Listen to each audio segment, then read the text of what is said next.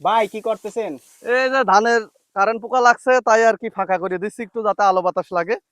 ধানে ওই প্রচুর কারেন্ট পোকা লাগছে, ওই ঠিক আছে। সময় গণকই লাগাইছিলেন নাকি? একটু ঘনই হয়ে গেছিল আর কি। ভাই এই যে ধান লাগানোর সময় তো লাইন বাই লাইন লাগানো লাগে, মানে 10 লাইন পর পর হচ্ছে গিয়ে হাফ ইঞ্চি মতো ফাঁকা দেওয়া লাগে।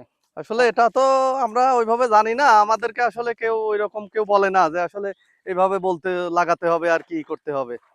ভাই ধান লাগানোর জন্য কয়টা চার্জ দিছিলেন? 3 সাইজ দিছিলাম। ও, বীজ কি এটা ডাইরেক্ট হাইব্রিড হাইব্রিড জাতের বীজ বীজ এটা ধানিগোল হাইব্রিড জাতের বীজ, কিন্তু ধানটা নষ্ট হয়ে গেছে। মানে অনেক দেখতেছি পোকামাকড় হ্যাঁ, লাগাইছে। পোকা লাগছে আসলে। আপনি কি পরিচর্যা করছিলেন না? না, যত্নটা একটু কমই হয়েছে আর কি। আগাছা মাগাছা দেখতেছি ভরে হ্যাঁ, গেছে। প্রচুর আগাছা হয়েছে আসলে।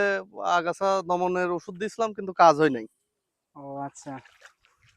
তা আপনি এখন এই ধান কি করতেন, গরুর খাওয়াচ্ছেন নাকি কেটে? ধান গরুর কিছু কাটি খাওয়াচ্ছে, আর কিছু এই যে পাকিয়ে গেছে রাখিয়ে দিছি, এগুলো পরে কাটিয়ে আর কি। ভাই তাহলে তো ধান লাগা আপনার পুরোই লস।